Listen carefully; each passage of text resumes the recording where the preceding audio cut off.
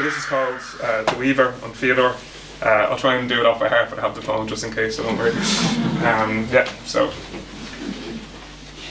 So these are the hands.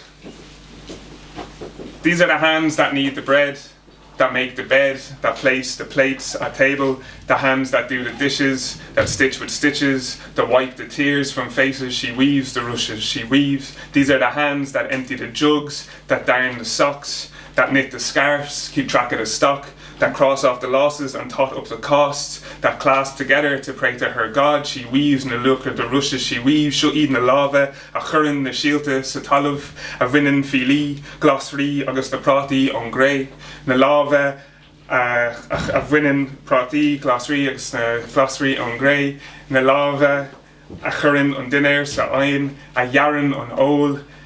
She weaves the rushes, she weaves the rushes. She'll eat in the lava.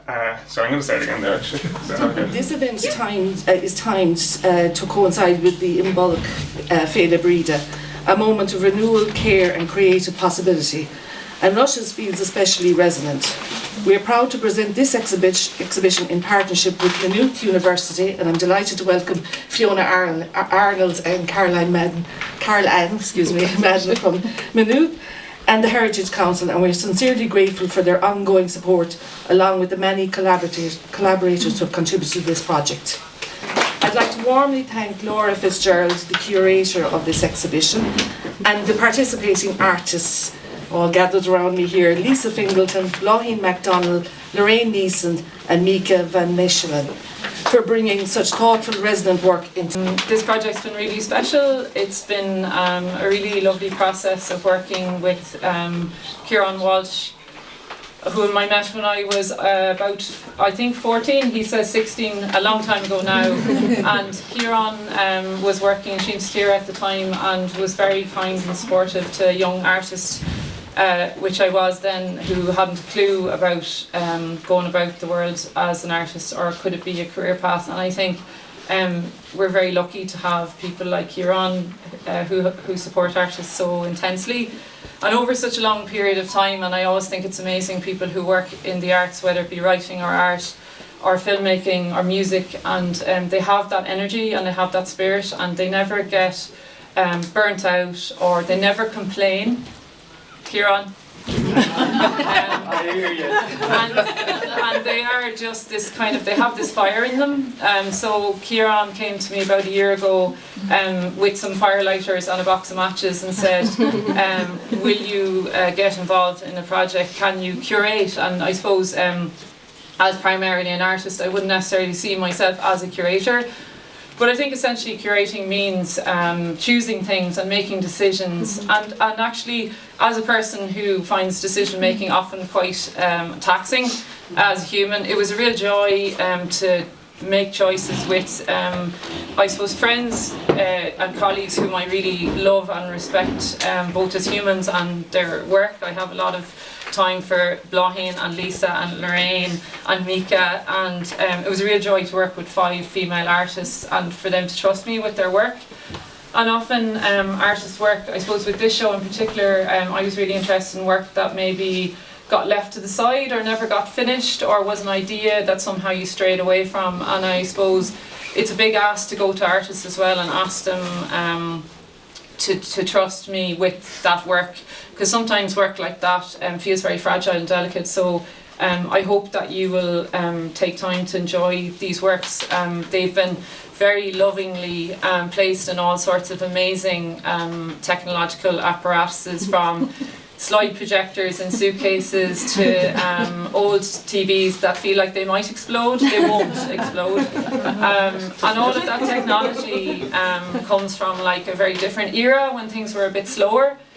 And it's a real privilege to be in this beautiful museum. It's just charming and it's amazing, and it's got so much history and legacy, and like we're really lucky to be part of it. Skill that we've seen. So from Maynooth University, we're kind of media historians and archivists. We're really interested in women's filmmaking and the legacies and the archiving of women's filmmaking. So that's how we got involved with Ciarán a couple of years ago, working with him on kind of creating those legacies. So part of what we're doing here today is trying to support kind of the future histories of women's filmmaking. And just to echo what everybody said here, what Laura said about the amazing talent of Ciarán in bringing everybody together, you're going to go up and see some of the most amazing media technologies that are just, and devices, they're fantastic, and to see the kind of work on them as well is amazing. Yeah. So I'm delighted that there's so many people here, and I really hope you enjoyed the show. It's Brigid's weekend, it's a night for women. I'd like to thank the artists for wholeheartedly supporting this project. They were there and they are here. And the OPW, represented here by James O'Donoghue, and the lads, the technical crew down the back who are managing the projection outside. This is our second project with the OPW, and I think I'm getting a sort of a fondness for castles. Am I, Jay? You are, Ciarán, yeah. But absolutely, the art of the possible and the possibility of art, and the OPW have really come on board. Upstairs at 7:15 for the second piece, but we have Cormac McArlt here to perform the Weaver. Carmina Mahaga. Ballyneatig in Listowel and Ballynclay in Prosta Fiuntra, respectively. And I spoke to my mother a lot about the work that they did, just of raising large families, of working on the farm, and the hardship and the work that they did with their hands. And I wanted to tie that into the idea of weaving a Brigid's cross, though I don't know if they necessarily did weaving Brigid's crosses, but it's just to kind of honour the work that they did, the work that for a long time I think went unrecognised.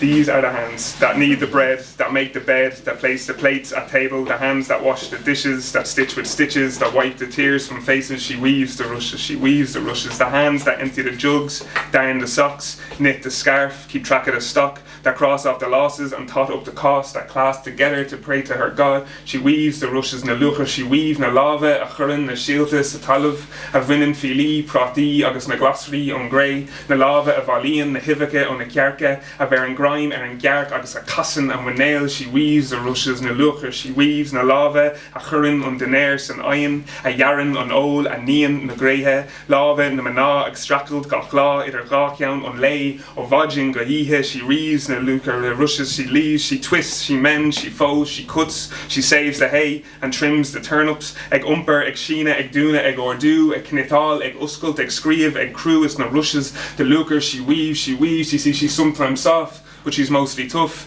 She feels like she can't be enough. The cock crows every morning, but sometimes she feels she can't get up, so stuck is she within this rut, undurcadis, ungaller dove. She just gave birth, she's hurt and lost, speaking to brish to brown ach. She knows that if she does not rise, the house will cease to function. Stop, so rise she does. She slaps, she scolds, she hugs, makes up. She's warm, she's cold, she's quick to smile. She'll dance a set, she'll take a sip, she'll rest a bit. Sits evenings with her husband by the fire, reads the paper and says the rosary. That she had a vet clishte, ach Neil she's there. She is fiercely intelligent but not fully free. Nira cat eke lanaraig eg stadder. She wasn't given a chance. She was pulled out of education in her early teens, and with no hope for equality or with no chance to pursue her own path or dreams. Gone on Dararawa eke, she learned to cope, she learned to weave the rushes, Balin she eat from bogs and the banks of running streams, from the bottom of the hill or the empty field, of Ruach na Haun, Immel on girts of her talk, no eg bun on clay. She lays them out upon the table. Guerin, she cuts the edges away, she fillin, she cossin, she folds, she twists, Cruhian, she crusts, ties off the tips, she weaves something solid through skill and care. Cruhian, she docus, canaltis, agus mishnach, she weaves the structure of her prayer. Foundations, bunclucka, solid as rock, cructus, a chalk, agus guian she, her son, a clown, she prays for strength and better days. Guian she, her son, nishikane, for health, for wealth, for peace, she prays, but most of all, she daily prays that her sons and daughters will make their way, build up from these foundations laid, that they'll get educated and come home safe. But though she may pray, she has no say in the fates of all the beautiful things that she helped to shape, as one by one they drift away from her into weaves and lives of their own. And some will grow up, they'll get to survive and grow old, but others won't. They will die far too young, and she will hold their once small soft hands that are now gone hard and cold, but are there unfilla. níl rawa agum I bhur dawchi, níl agum ach gui, seo iad na lava, a guian, crí, a bhrisin, agus an bhan, a lenin, a roig, the woman who keeps going and keeps going and keeps going until finally the long work day slowly draws to a close and she can rest at last, surrounded and cared for by the daughters she wove. Now these are the hands that the hands that wove, the hands that wove them, that raised me up and gave me life. Woven from these women's grit and struggle, from their stress, their worry, their love, their laughter, their fun, their hurt, their time and their strife. Say her na viadori, creeknahe, fiera, lina graine, na lechra, lor. With this, I thank the weaver and I kiss her goodnight.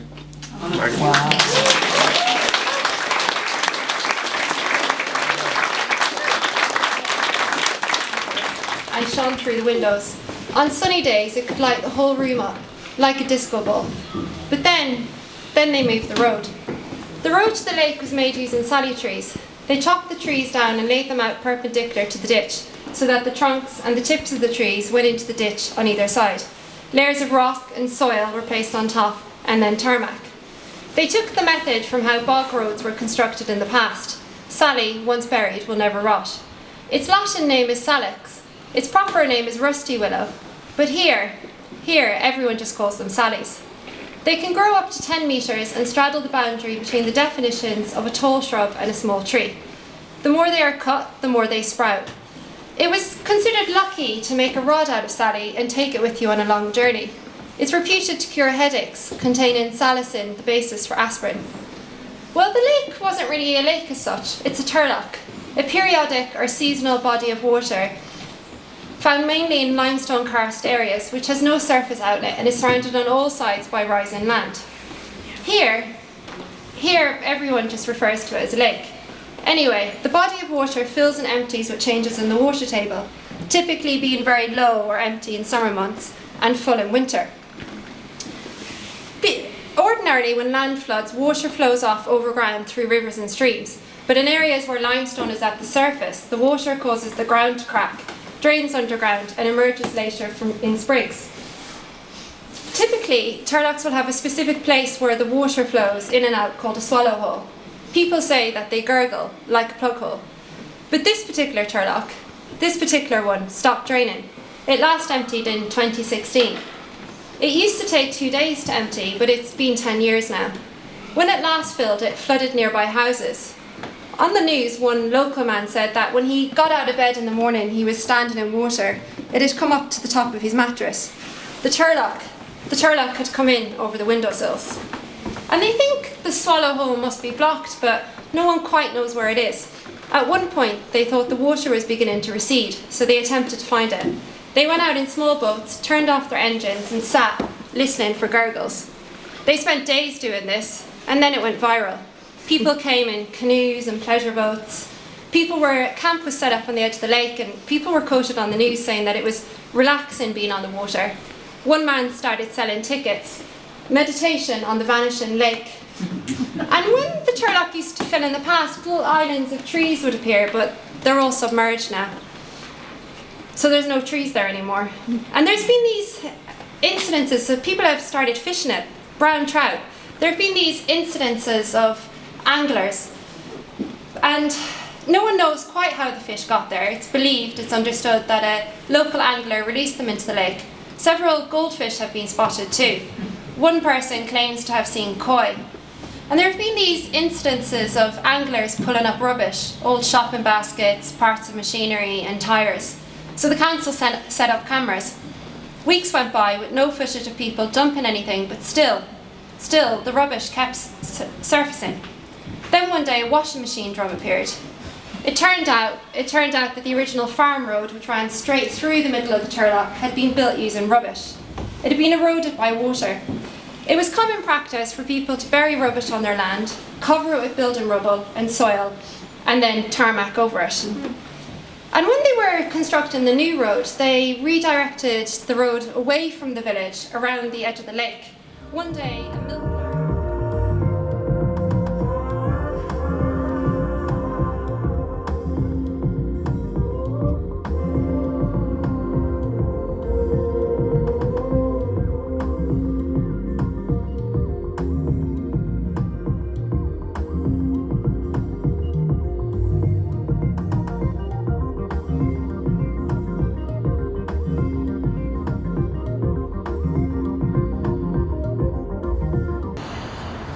we're only about a mile here from the sea.